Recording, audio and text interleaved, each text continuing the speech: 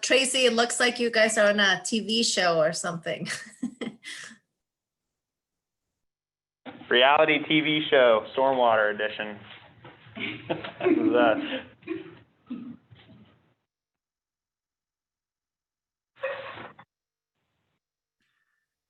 And this is Ross. I'm covering for Andy Schultz today. Hello, Okay. Ross. Hey guys.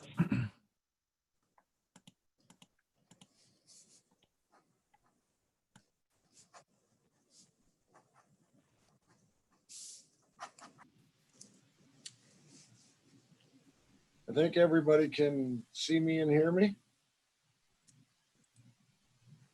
Yes. We hear you. Thank you.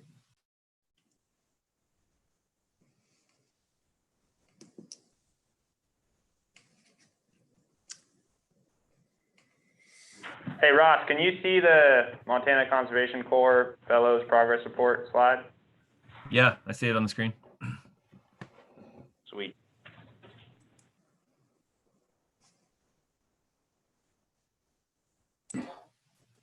Hey, Tracy, if we have a couple minutes, do you mind if I test my my ability to share my screen real quick? Yeah, no problem. Okay, thank you. I'll Yeah. do that in just a hot second here. Okay. Do you need me to stop share, or are you just gonna kick me off?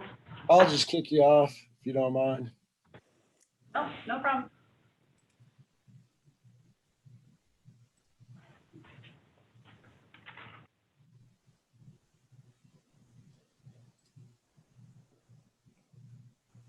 Yeah.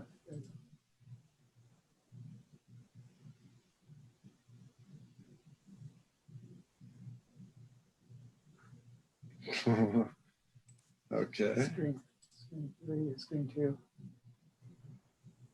I get screen 3. Okay, what do you see? A Word document. Does it start ordinance number? Yeah. Perfect, thank you. Oh, worry.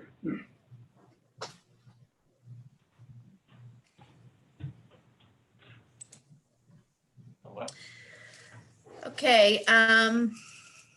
Kara, if we are good to go, I think we should get rolling.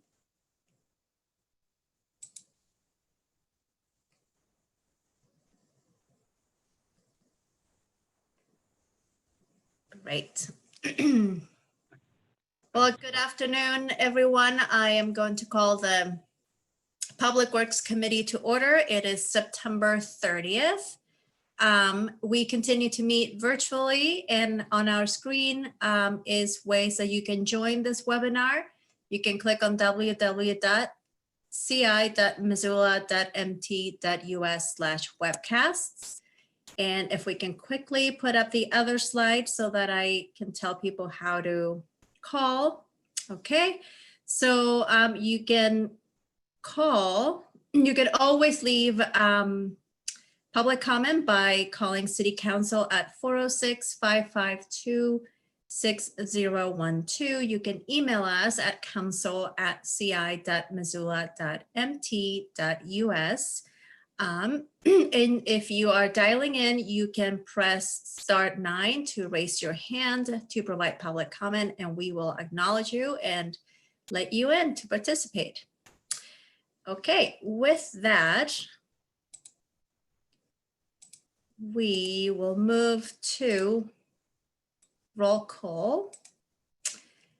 And let's see. Stacy Anderson will be absent. Becerra is present. Contos. Here. Harp is absent. Hess. I don't think he's here yet. Jones. Present. Merritt. I think she'll be absent. Ramos Present. and Cheryl Present. Basika, Present. Losberg, Here. and West. Present. Great.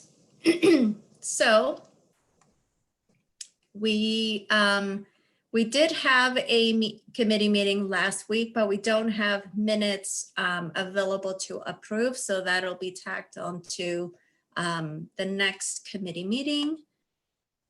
We will move to public comment on any items not on the agenda.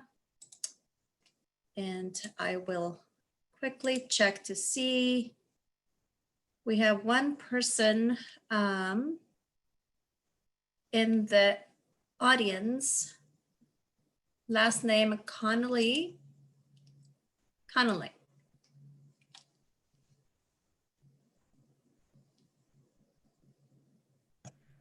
I think that might be me, Gene Connell. Connell.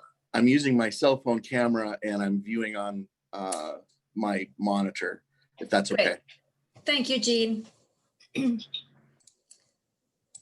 Okay, so seeing no public comment, we will move to our agenda. The first item of business is with Jean. Jean will tell us about construction agreement with Neely Electric for the compost aeration blower. Go ahead, Jean.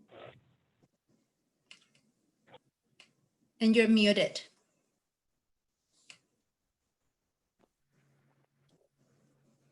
Darn it. Hello, I'm Gene Connell, Superintendent of the Resource Recovery Facility. That is the wastewater facility and compost. At the compost facility, we have realized that we need to increase our aeration capacity of the process. I think that during hot weather, we're not able to sufficiently aerate the compost, and this can contribute to odors. And so by adding a second blower, I believe we can overcome this and reduce that. The funding for this project is from wastewater utilities funds. And I'm here to recommend that the committee authorize the mayor to sign a construction agreement with Neely Electric. Great, thank you, Jean. I know I hear from my constituents often about the odor, and if this is something that will aid in that regard, I am fully supportive. Are there any questions from council members?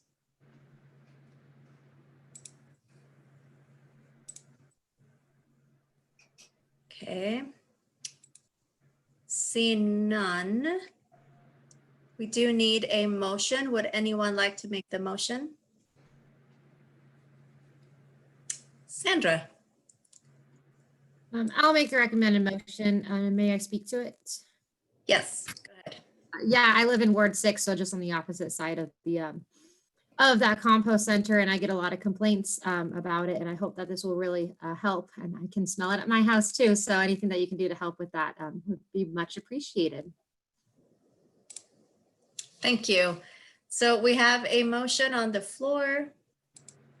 I will quickly check for public comment, and we don't have any.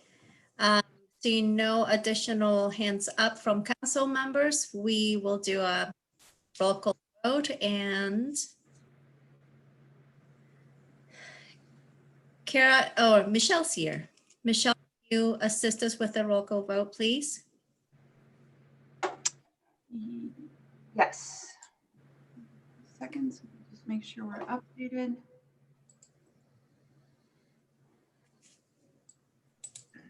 Becerra, Yes.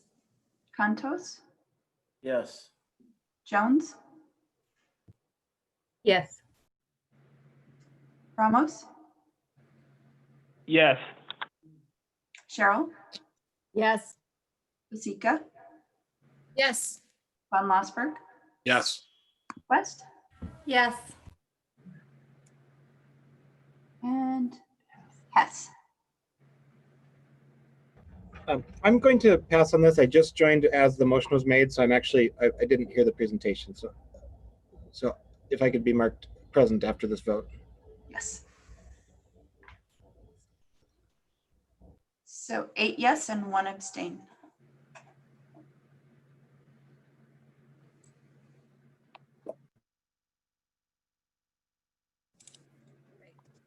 Thank you. Thank you, Jean. And Thank that you. will be on the consent agenda.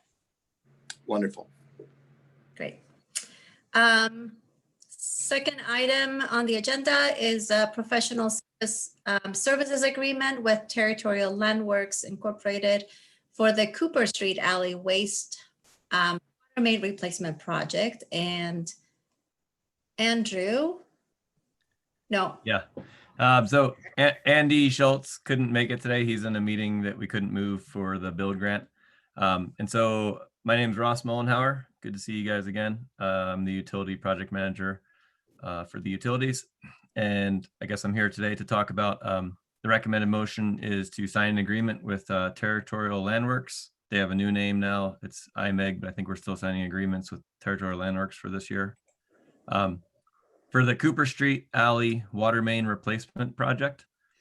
This is a water main that dates back to 1914. It's old Calamine pipe, and it's located in the alleyway between Cooper Street and Toole Street, between Burns and Hawthorne. It's about 5 blocks long, and we know there's a lot of leaks on there, and there's not very much room. So we're going to be, it's going to be an interesting design, but I wanted to update everyone too. You've probably seen the construction going on the different water main projects for this year, such as East Pine, West Pine, Warden Howell, 3rd Street. Those are all projects that, have already been designed, and now you're seeing the construction. So we're going to be you're going to start to see more of these design scopes coming to you for approval now for next year's water main replacements. And this is probably the first one I think that you've seen. So. great. Thank you, Ross. Yeah, I think that we're gonna see a lot of replacements in the near future. Some of them are really old pipes and they need to be replaced to meet the demands and with enterprise funds, correct? Yeah, good point. I was gonna slip that in there, but thanks for getting there. Yeah. Okay. Any questions? Jordan? Thanks. I'd like to make the motion to move forward with this, and note that it's a 106-year-old pipe that we're talking about, and that's well beyond its useful life. And I'd also like to just offer a compliment on 3rd Street. I was down on the newly reopened 3rd Street yesterday, and I think it's so great that we're able to do these utility projects in conjunction with streets projects to great efficiency of digging once, cutting up the street once, all of that.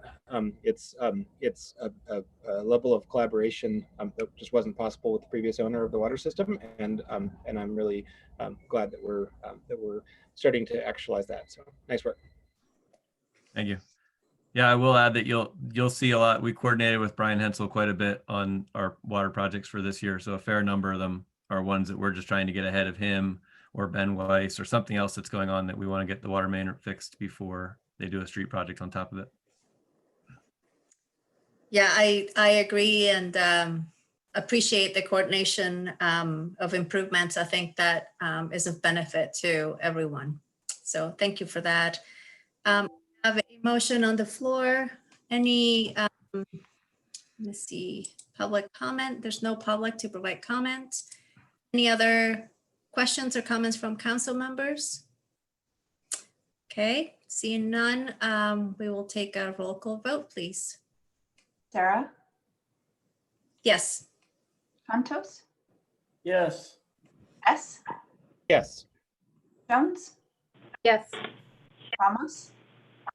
Yes. Gerald?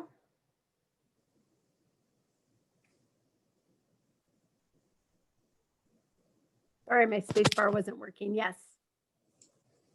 Vasika? Yes. Van Lasberg? Yes. West? Yes.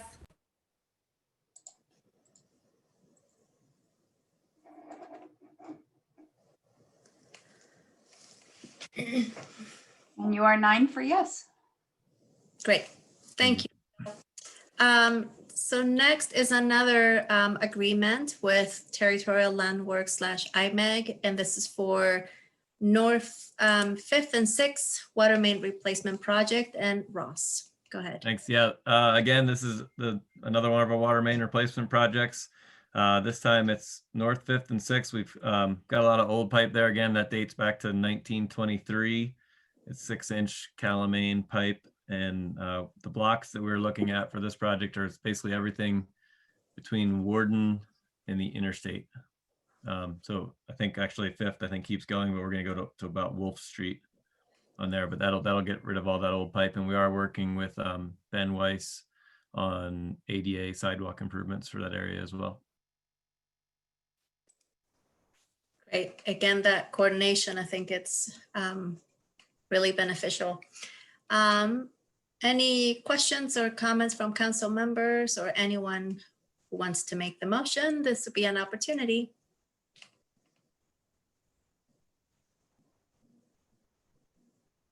Miss Cheryl. I'd be happy to make the recommended motion. Great, thank you. So we have a motion on the floor, no attendees from the public. So we will go to roll call vote, please.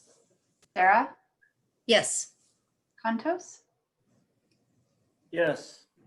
Hess, Yes. Jones, Yes.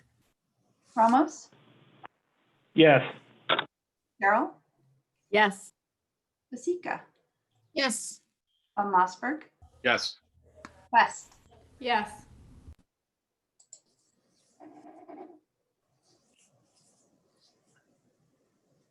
Thank you. And that's 9 for yes. Thank you, Ross. And thanks, Michelle. Next, we have a presentation, Montana Conservation Corps Fellows, and Tracy Campbell is coordinating that presentation.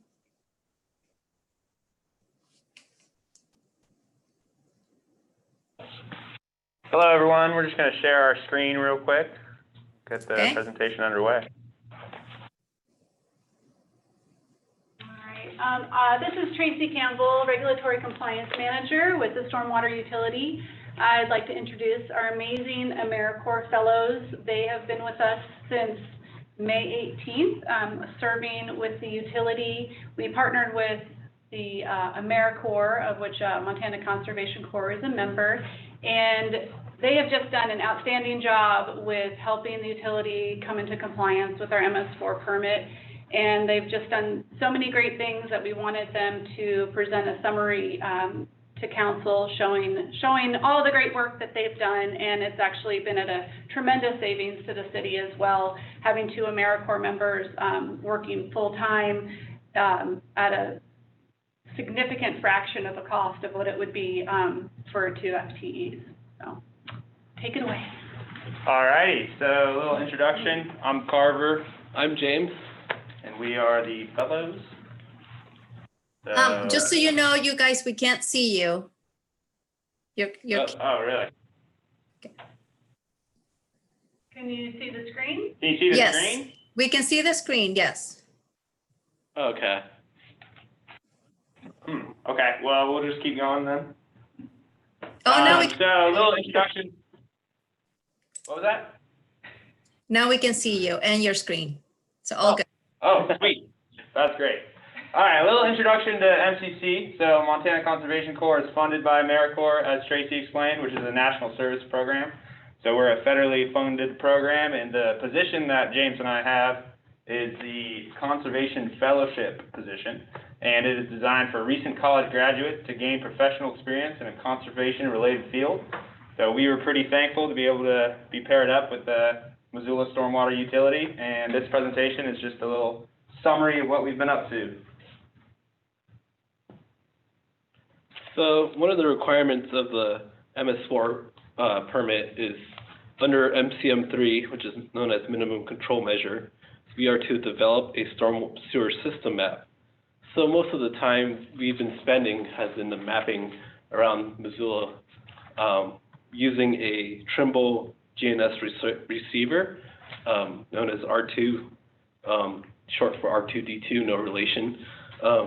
Yeah, we've been mapping around Missoula, and we've been using surveying dry wells, inlets, gravity mains, surface flow, channels, irrigation ditches, detention and retention basins, and discharge points. We've been updating the infrastructure to improve location accuracy, and we've been updating feature attributes in the office.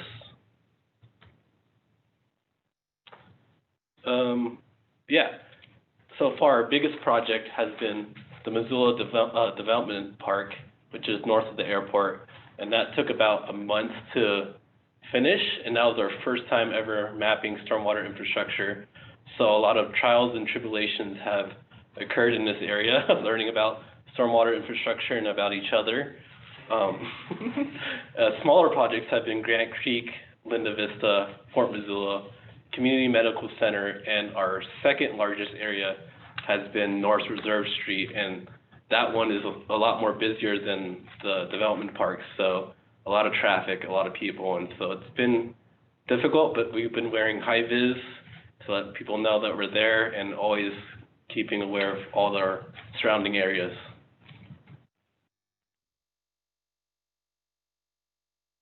Oh, and I forgot, we've been mapping a bunch of different dry wells. Like, we have this list of all these infrastructures that we've been mapping so far. The most that we have mapped are dry wells, which is 1,005 dry wells, which is almost as much as a combination of everything else in infrastructure. So that tells you how many dry wells are in the city of Missoula. So another thing we've been doing is outfall inspections, and MCM3 requires us to conduct dry weather inspections on all 60 outfalls every year, and the city was originally planning to have this completed by the end of 2021. It was completed by us at the end of July. We were just able to dedicate a couple weeks to do this, so that was a huge help. And for this, we basically just went around to every outfall and visually inspected them for signs of illicit discharge and structural damage. Some were in a lot better conditions than others, as you can see in these photos. The one on the right is pretty clogged up, so we made notes of things like that. And we updated the GIS on all this, and we also filled out the form. And then with that information, after we went to all the different outfalls, we made an outfall priority ranking system, which is required under the MS4 permit, MCM3. It says that we have to identify outfall importance while considering a bunch of different factors like the age of the infrastructure, the land use that's in the drainage area, whether it discharges to an impaired water body, if it has septic tanks in the drainage area, and erosion potential and things like that. And that was originally aimed to be completed by February 2021, and we were able to knock that out about a month ago. The final product was a list of all the 60 outfalls and their priority ranking, and this is a little screenshot of the top 10. We found Brennan's Wave to be the most important because it has really old infrastructure and it drains a lot of downtown, and it goes to a impaired water body, Clark Fork. So another thing that we got to do for the MS4 stormwater permit is that we got to deal with public education and outreach. And because of COVID-19, that's been a real big struggle with us because we can't really go outside and talk to the public. So what we've been doing is that we got this Missoula Public Works Instagram account up and going, and we've been posting videos and pictures of all the things that we've been doing throughout the city, and also just educating people on the importance of stormwater and how much it is important to us. Another public outreach thing we've been doing is stormwater markers. So you'll see these around town. MCM1 requires that we conduct outreach that raises awareness about the impacts of stormwater on water quality. So we bought a bunch of these markers that basically just say no dumping, and then it tells you where the water is actually going, whether it's going to a river, nearby creek, or the aquifer. So we've done about 90 of those. So keep your eyes peeled. They're all around town. And then another thing we've been doing is stormwater quality testing. MCM5 requires us to monitor and promote low impact developments, which otherwise known as green infrastructure. So in order to do that, we've been testing the influent and effluent water coming out of these green infrastructure projects to see how well they're actually filtering the pollutants. So that's good information to have to promote it in the future to developers. Then also MCM3 requires us to conduct wet weather testing, and that's to monitor for illicit discharge, and we've been doing that as well, collecting samples, sending them to wastewater, and then also using the probe, which is in the bottom right, to get a bunch of different measurements. And then another test that we've been doing is dry well testing. We've conducted 5 different tests on dry wells where we pump a bunch of water into the dry well and then measure how long it takes it for the water to seep in over a 2-hour period. And with this information, we can calculate CFS. And this is really valuable, so we know how fast different dry wells are draining, so we can regulate how many dry wells are put on a development in the future. So another thing that we've been doing on the side is a bunch of handiwork. Here's a good example of what we've been doing. We've been pretty much digging out these outfall pipes. This one feeds into the Patty Creek area, which is close to the grit chamber. It needed to be unburied and for proper drainage. Next slide. And then here's another example where we've been planting along the Patty Creek grit chamber pond, and we've been planted a bunch of different plants. And pretty much this is for green infrastructure monitoring. The plants help filter out the water and clean it up before it enters the rivers. Another example is that we needed to remove some trees along a levee wall close to Best Reed Park, and because the roots of the trees were compromising the levee wall itself, we had to remove these trees. We just used hand saws, and just letting you know that mountain ash trees are very heavy to carry once they're cut down. Pain in the butt, that's for sure. But we brought those to compost. And another great thing that we just did this past Saturday was that we planted a bunch of native plants along levee number 5. Pretty much we partnered with Missoula Valley Water Quality District and Big Sky Watershed. We got some MCC members out there to help us and some other volunteers. Got some pictures taken by Emma. She's from UM, and we had a great time out there planting these native plants. We used some topsoil from the local compost, yeah, and that was great. An awesome day, and it's pretty fun. So yeah, the most fun job that we've been doing is updating city files.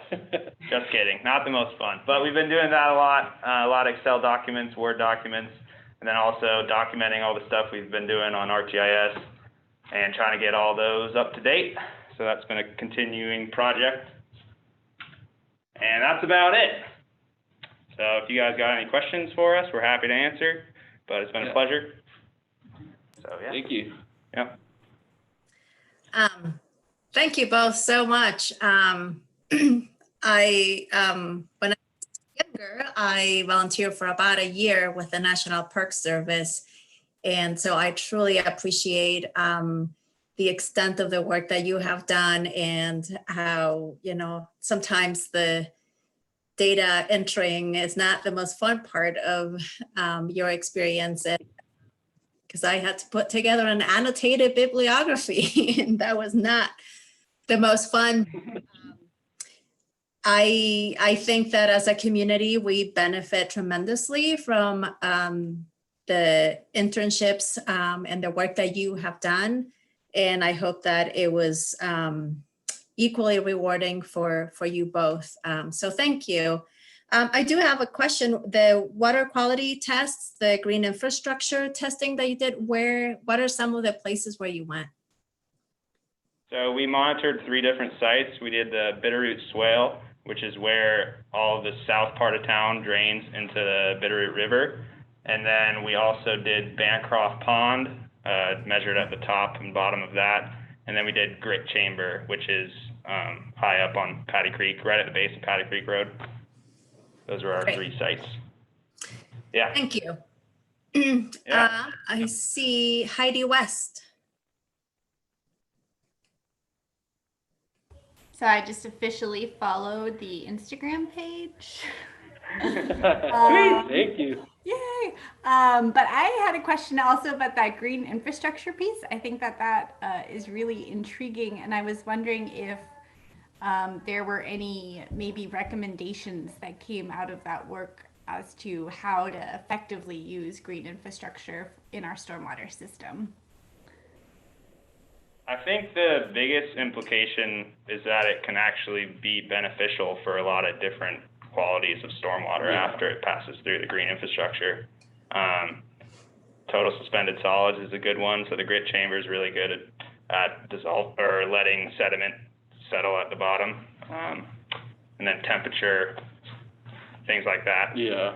That's what we found. Yeah, that's correct. I think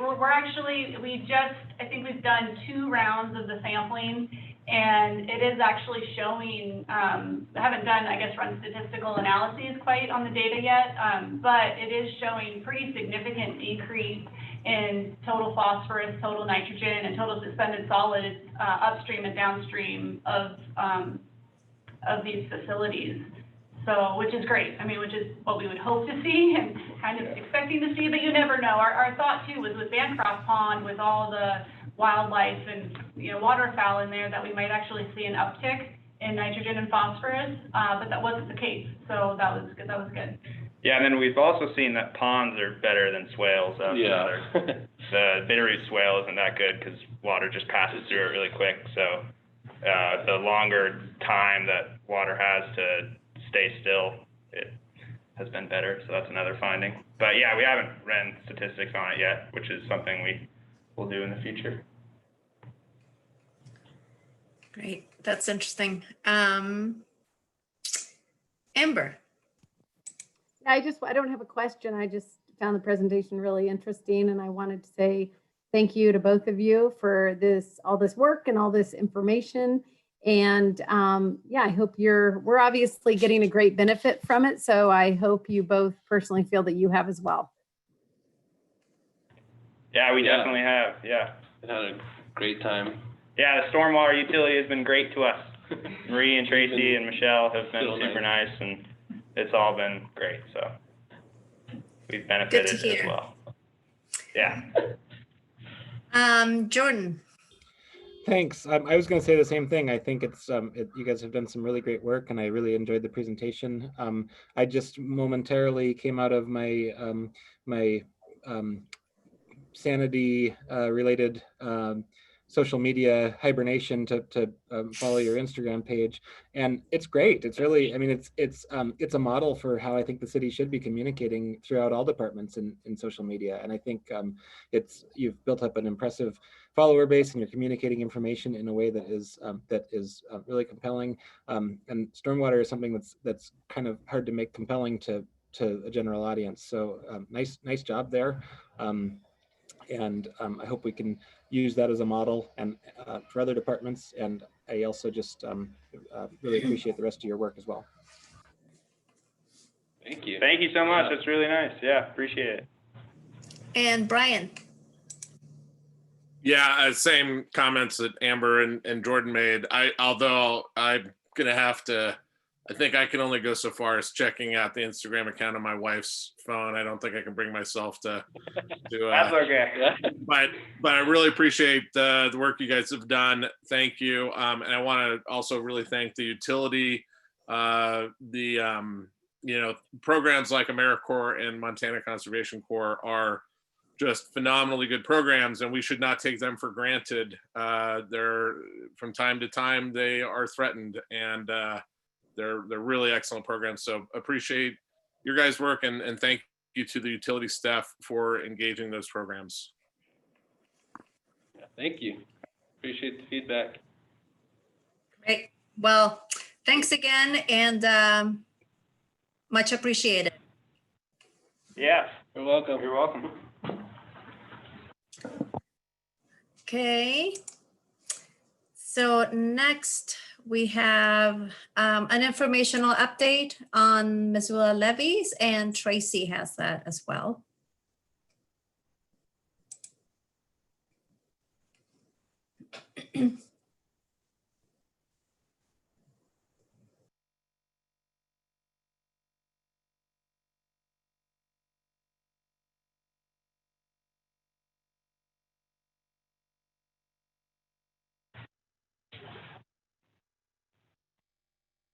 All right, I'm Tracy Campbell, Regulatory Compliance Manager for Stormwater Utility.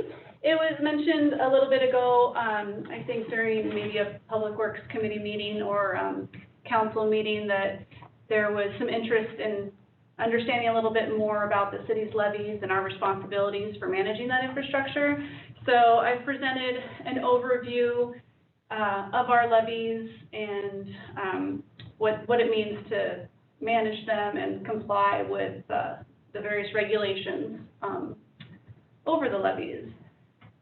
So why is so one of the questions that sometimes comes up is, why is stormwater, managing levies, or how did this come about? Well, it came about in Chapter 1327 of Missoula Municipal Code.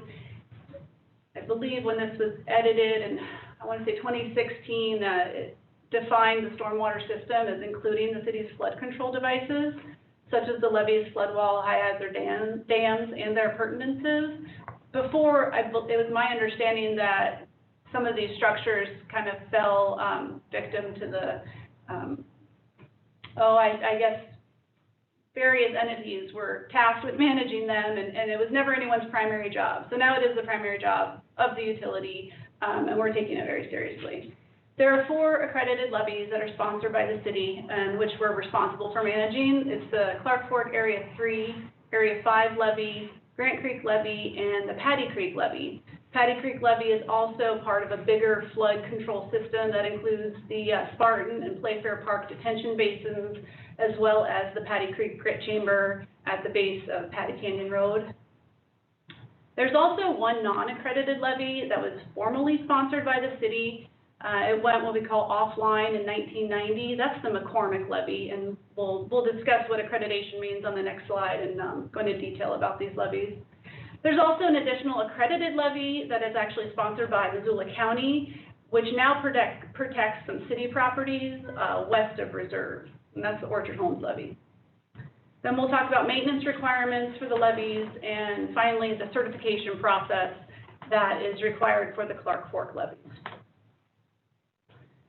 So what are accredited levies? Accredited levies mean that the Federal Emergency Management Agency has determined that it meets the requirements of the National Flood Insurance Program and is recognized on firms on the flood insurance rate map as reducing the flood hazards posed by a 100-year flood. In essence, it means that properties that are located in the floodplain behind an accredited levy system will receive reduced flood insurance rates.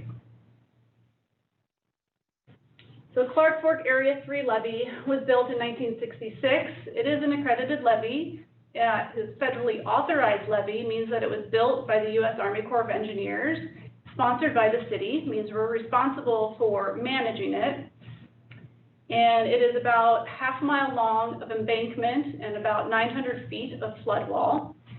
And it extends from along the north bank of the Clark Fork River from Madison Bridge to Orange Street.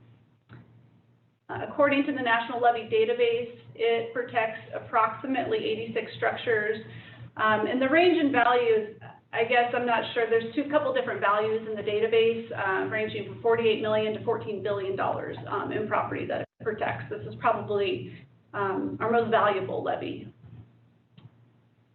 It is inspected annually by both the Corps and the city, and has been given a rating as minimally acceptable. The majority of recommendations include some repairs that are needed on the flood wall and maintaining vegetation to Corps standards. We had an estimate done for removing the vegetation along the flood wall, And that would cost approximately $45,000 to remove just that section.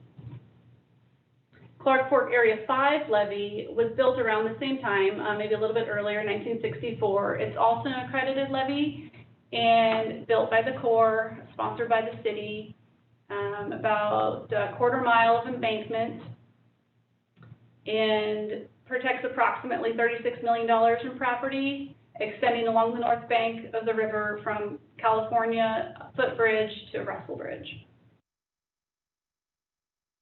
Again, this one is also inspected annually by the Corps and the city and has a minimally acceptable rating. And the majority of recommendations for this area include maintaining vegetation to Corps standards and also replacing some of the displaced riprap, particularly by California Street Bridge.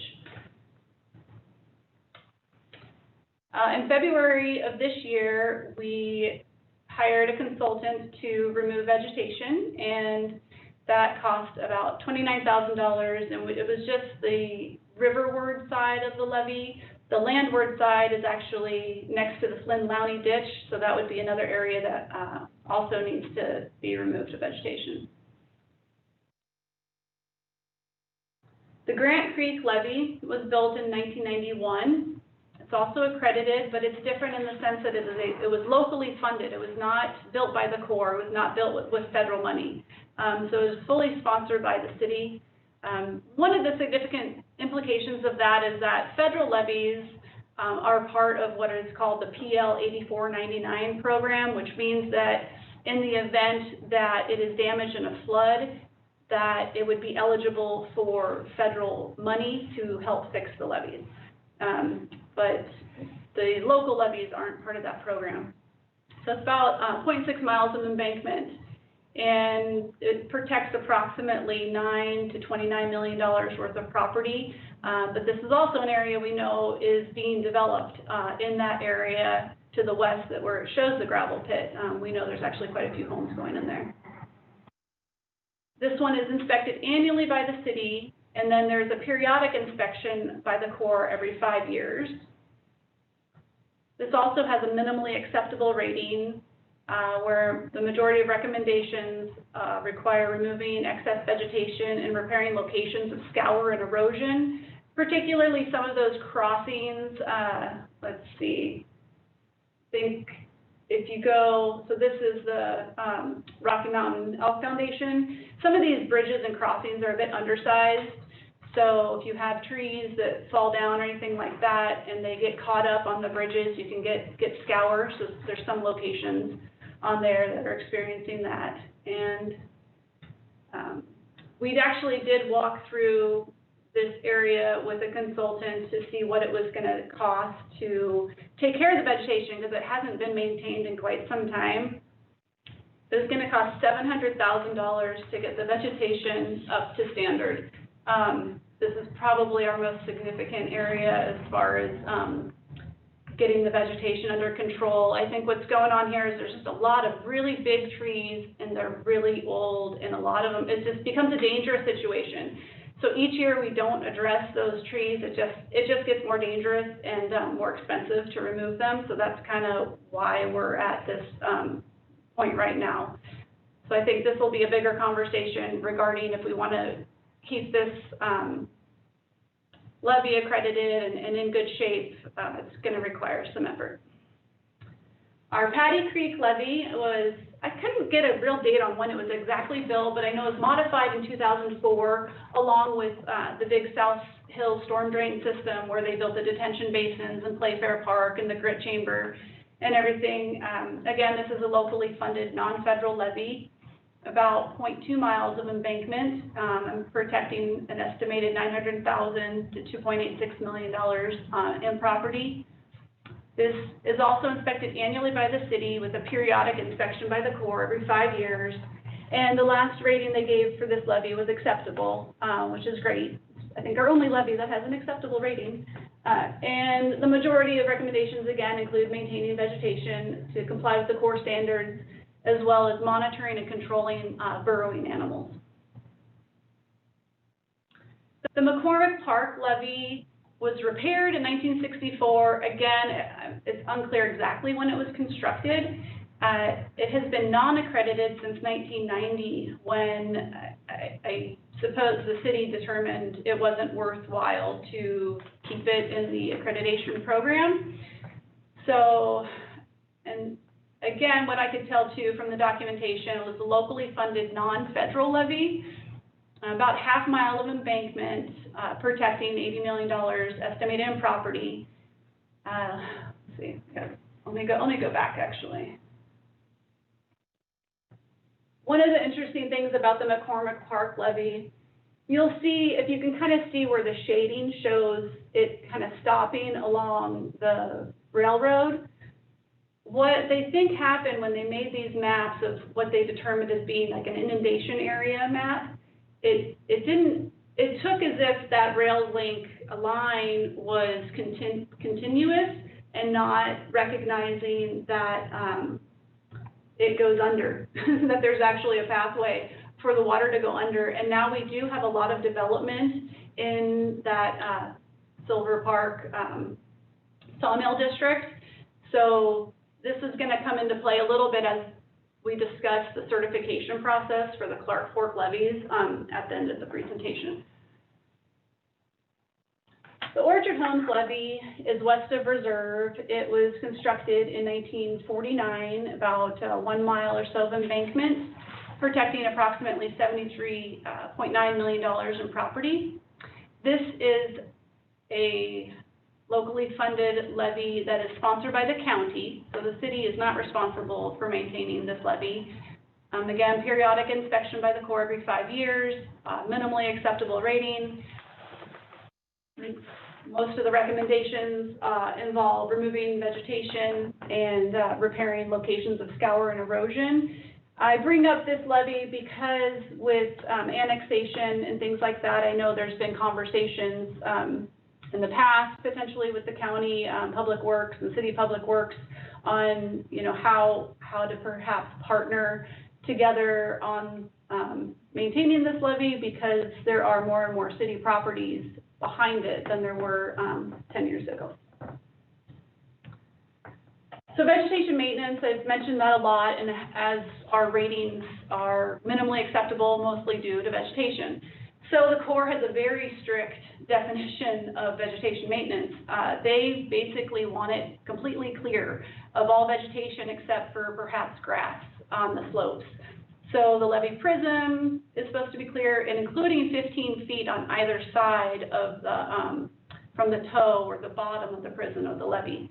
So there's a number of Army Corps technical letters and engineering pamphlets that outline what the vegetation standards are.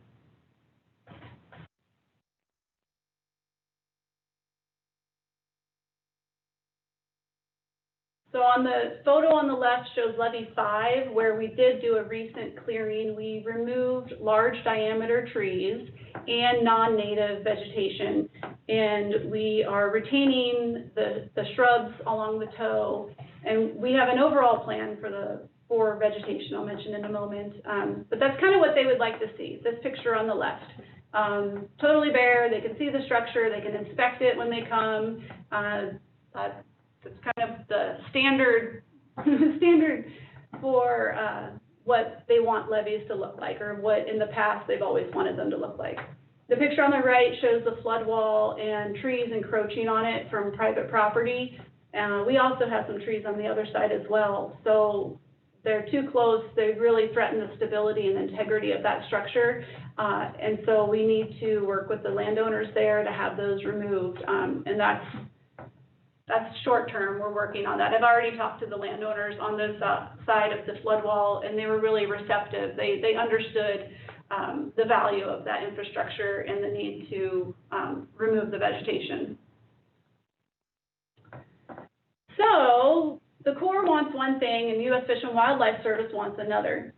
So U.S. Fish and Wildlife Service wants stream bank protection, they want trees, they want shrubs, they want things like that along the bank.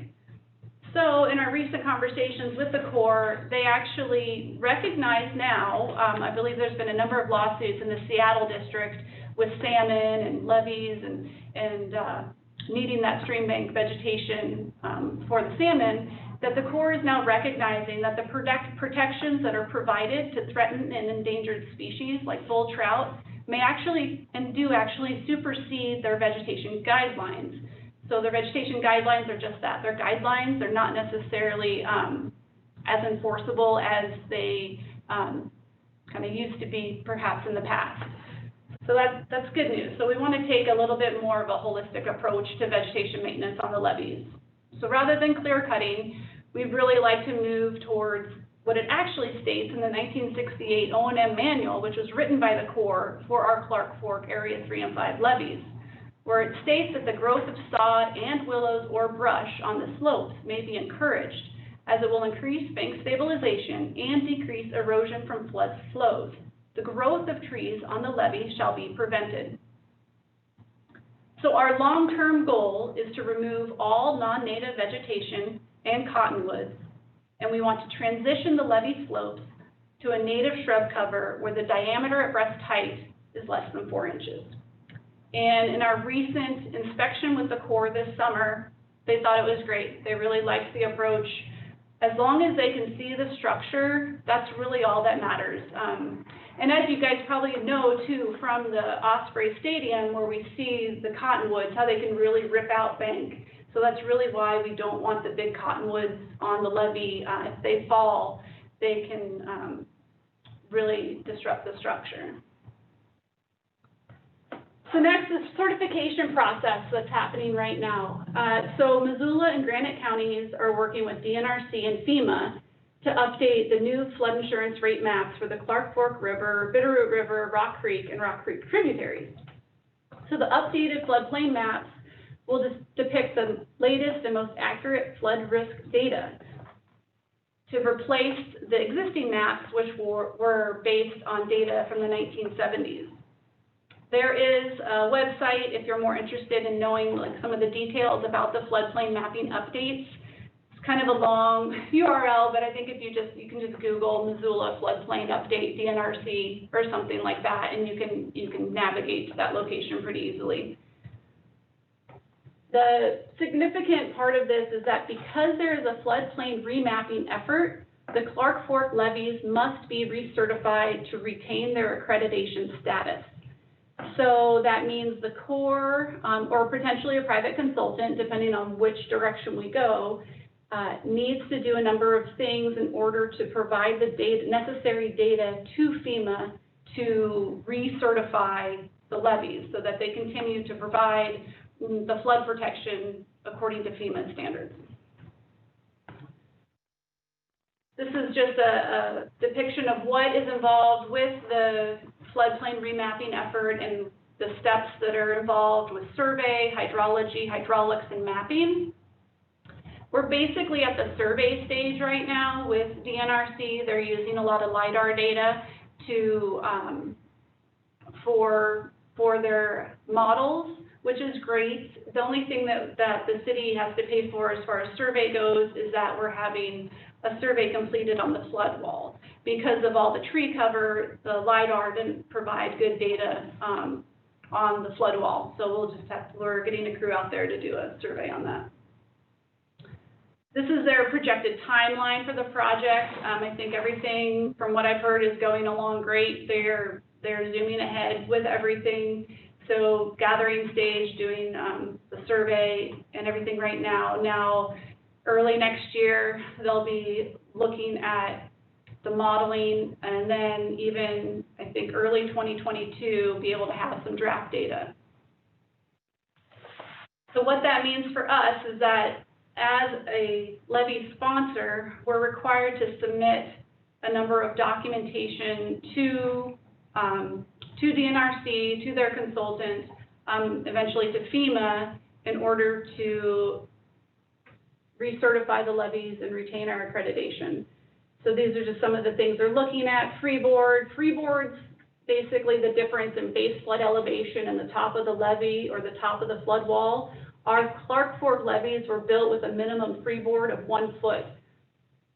So if the base flood elevation changes according to the new floodplain map, if it if the base flood elevation increases, that means we're gonna have to increase the elevation of the levees and the flood wall, potentially. Or it could go down or it could not change. You know, no one really knows. I've heard, you know, really people make guesses, but we really don't know until the models are complete on what that's gonna look like.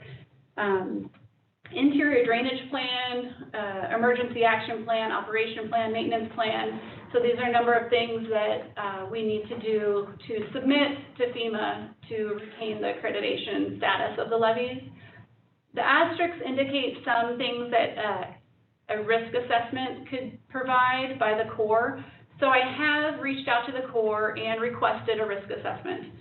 So that was based on communication with DNRC that we could, it's at no cost to us, just request it, see what they'll say. And if they agree to it, then I think it becomes maybe a 50-50 split with the Corps to do this risk assessment, where they would produce a lot of the deliverables that are needed for the certification process.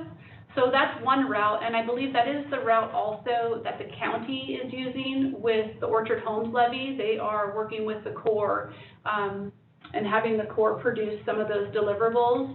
The other thing that we could do would be to use potentially a private consultant. And we do have some costs associated with that that are estimated from our facility plan. And these numbers look great. They're actually super low, and the DNRC is very skeptical of these numbers, but it's really all we have. So I thought I wanted to present them anyway. This would just be for a certification effort, so geotechnical evaluation, things like that. So it doesn't include any maintenance or rehab work that would potentially be needed. So they're looking at $25.70 per foot of levee. So the two levees that are currently accredited, 3 and 5, what those would cost, and then potentially McCormick levy. I added on there because it's important to note that depending on what happens with base flood elevation, whether or not it includes Sawmill District. So currently it doesn't include Sawmill District, but the floodplain maps might change to potentially include that area, in which case, you know, we may need to make a decision on whether or not we want to get McCormick back online. All right, so love to take any questions. Thank you, Tracy. I have a couple of questions. Is there a time period that we have to comply with the recommendations for accreditation, or to bring the minimally accepted rating further up to improve it? Right, so those ratings are like a little bit different. So the ratings more have to do with whether or not those levies can be part of the PL 8499 program for rehab work. But then the certification process, we do have 2 years. So once all the floodplain maps are finalized and in, we actually have 2 years. They call it, we can be a provisionally accredited levee system, a PAL. It can be a PAL. So that we do have a little bit of a grace period to get the certification documents into the agencies. So we do have a little bit of a grace period after those maps are finalized. Great. But they've also said, NRC has said that, yeah, we need to be working on things now. They don't want any of the municipalities or counties that they're working with to wait to get the ball moving on some of these things. And then the funding to make all those changes and the potential improvements, is that enterprise funds? Oh. Not really. I mean, Okay. Yeah, some of it is. I would say some of the routine maintenance, like when we're talking about closer to maybe like a $50,000 level or something like that, as far as if we can get into a routine maintenance status on the levees. I think that our current budget, our rates can handle that. But when we're talking about Grant Creek levy and 700,000, no, I mean, that's crazy amount of money. And even the certification process potentially is kind of an unknown in a lot of the DNRC. It's a new process for everybody. The DNRC is learning too. This whole floodplain remapping effort is new for a lot of agencies and a lot of counties. So we're still, trying to kind of figure out how that's all going to look and how much that's really going to cost. It's a little bit of an unknown for that, and we've played around, and I know the county has too, with creating some kind of like levy special improvement districts, so that potentially the areas or properties behind those structures would pay a little bit more in taxes to help create a fund to pay for improvements and pay for and have that money set aside just for that. I think that would be super helpful if we had something like that. Yeah, thanks. I see with their hand up.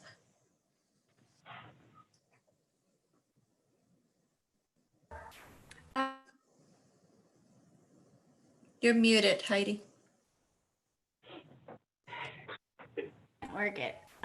Okay, so I think my question hinges around how maybe we communicate about levies, maybe on the development services side, like folks that are developing in these places. I think the recent rezone we saw that's in the Grant Creek levy, I guess, outfall zone or whatever, inundation zone is a good example.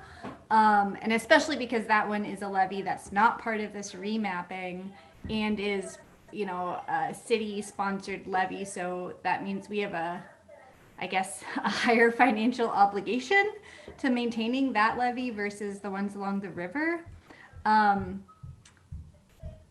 I guess, do you have any suggestions on how to communicate the risk of developing in these spaces to landowners, whether it's, making design modifications that would keep, mechanical rooms from being flooded potentially. I feel like there could be a better process, and I don't know what it should look like.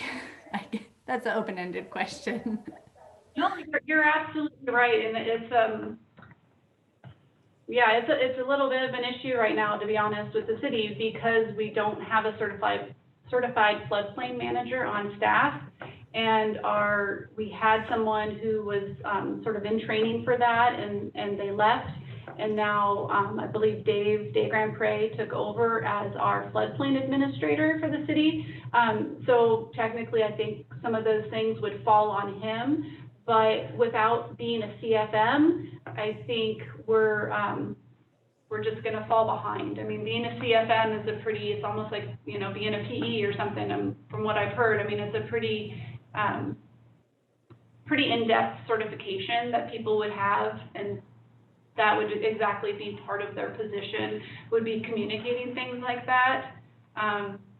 So I know one of our utility engineers has expressed interest in being a CFM, and so maybe there's that, or I don't know, or training someone up in debt services as that position would probably be valuable. But you're right, that's a void right now. And I guess, sorry, a follow-up question. Again, I'll just stick with the Grant Creek levy. At what point, how far out are we from having recommendations on how to fund long-term maintenance? And do we have an estimate of what these area-specific SIDs would cost? Yeah, I think we're too soon to really know. I think it's just sort of been a thought. And talking with Todd Cleats, the county floodplain manager, and what, he's got a ton of experience managing levees and as a CFM.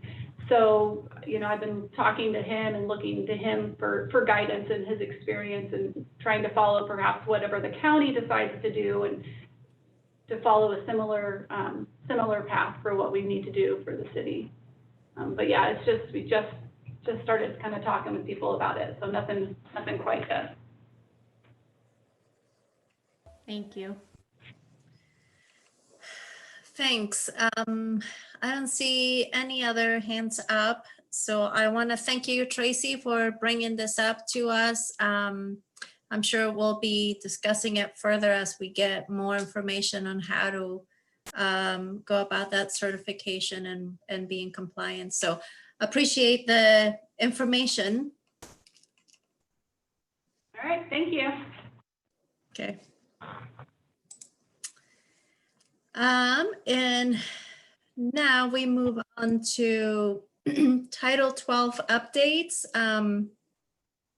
There's no presentation. This is an opportunity for council members to ask any questions or get any more information based on what we heard at the last committee meeting. So this is another opportunity to go over that information, unless staff has anything else to add, Ida or Kevin. Yeah, I actually, if you wouldn't mind, I do have a short presentation.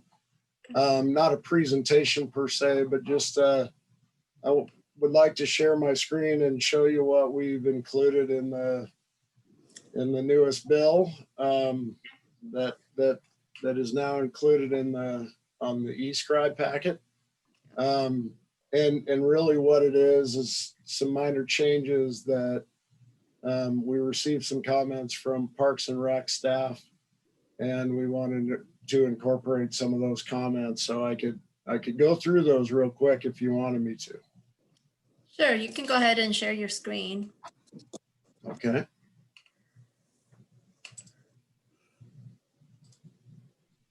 Okay. Does everybody see the ordinance number language up at the top of the screen? Yes. Okay. Mhm. All right. So how is the size of that text? Can everybody read that okay? I can. I don't see anyone. Raise your hand if you cannot see it. Okay, I think Okay. everyone can see it. Okay. So we didn't have no comments or changes to chapter 1201, chapter 1202. Just some cleanup on our part. Remove the word driveway in a couple particular definitions, but based on Parks Department comments, we added a definition for boulevard tree. And so we added that. I don't know if you want me to read that or if it's really a concern. I'll keep going unless folks want me to stop and ask a question. Another comment that we received from Parks was to add boulevard trees into the definition of right-of-way improvements. So we did that. Another comment was to add the acronym for the Missoula Parks and Recreation Design Manual. So we added that to the definitions chapter. So then we're moving into chapter 1210. Wanted to add boulevard trees to this applicability section. And again, this is the 1210 is the right-of-way improvement section, so chapter. In addition, they asked that any work that has to do with pruning, planting, or removing a boulevard tree requires a tree permit from Parks and Rec. So we wanted to add that into this section regarding right-of-way improvements permit required.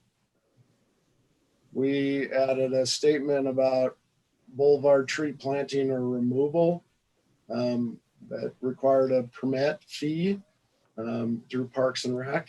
So we added that language.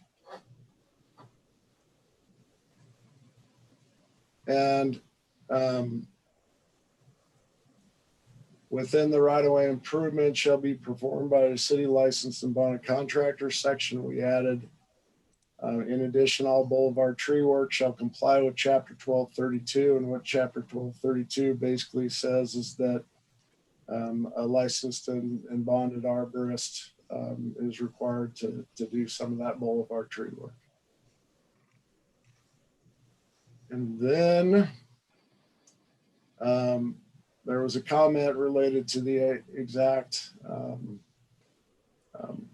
reference for the master parks and recreation plan. So we added for the greater Missoula area here. And then construction locations. We modified this a little bit and included it was regarding the tree list. So we added or approved by the City of Missoula Urban Forest or Forester or their designee. So that was another comment, and we added some language.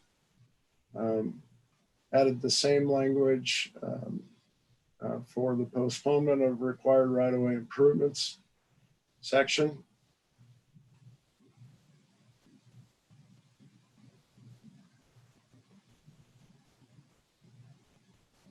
And I think that was it for 1210. And there was one change that I'll get to in 1217, which was related to snow removal plan or storage of snow. And where that storage of snow adversely affects vehicular, we added pedestrian or cyclist safety to that call out. And that was it. This was just a cleanup, but so those were the Parks Department staff comments that we included. I talked to Neil Miner of Parks Department earlier today. We sent him this information, and Neil said he was okay with the changes that we made, in this ordinance bill, and so wanted to mention that. And then lastly, related to parks, parks comments to essentially these chapters, but it really refers more to other chapters such as 1228, 1232, and 1248. City engineer has been working with Parks Department staff on more comprehensive changes to those ordinances. And we'll just open up those again and bring those back when they're ready. We weren't quite finished with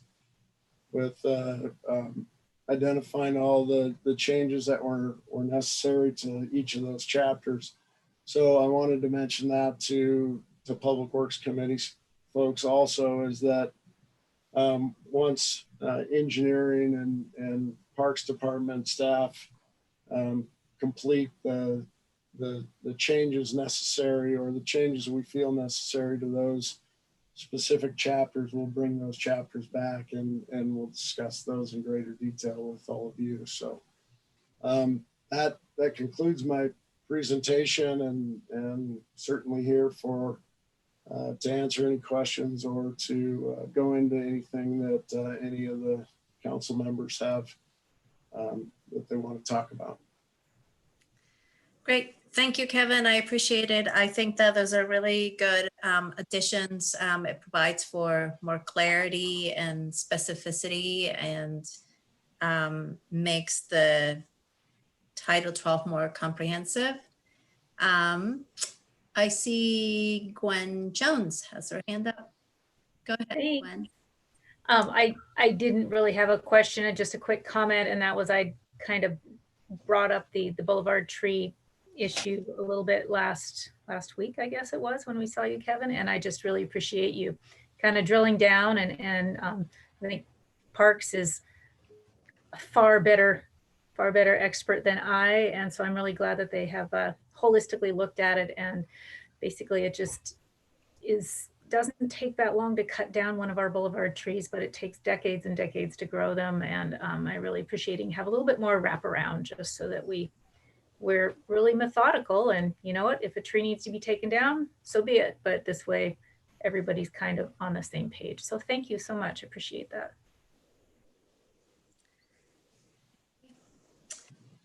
Anyone else has any questions or comments for Kevin?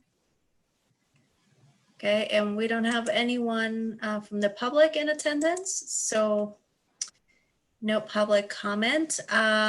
Thank you, Kevin. So this again goes to, we set the public hearing date for October 5th. So we will have that opportunity for the public to weigh in and take some preliminary action on it. Thank you. Perfect. Thank you. And next we have a presentation of revised Missoula City Public Works Standards and Specifications Manual. And who is going to present? Well, actually, we just, it was just going to be a follow-up if anyone had any questions from the companionship of Title 12 and the manual. So I don't have any a formal presentation, but if anybody had any follow-up questions with regard to the information that Kevin just provided. Okay. So I don't see any hands up. I'm missing someone. Okay, and no public to attend. Jordan. Thanks. Thanks, Ida. I appreciate it. I know that I requested that this come back for additional opportunity for questions last week along with Title 12. And I actually don't have any. I've spent some more time in the document, and I appreciate you being here, and I'm sorry to ask for that and then not deliver on providing questions, but thanks. Thank you. Yeah, thank you for bringing it back. I think it's always good to have a little bit of extra time to look at it before it goes before public hearing. So much appreciated. And that was our last item on the agenda. So we're done a little bit earlier. Thank you, everyone. And we'll be adjourned. Great. Jordan, oh, your hand's still up, but okay. Thank you. Thanks, everyone. Have a good week. You too.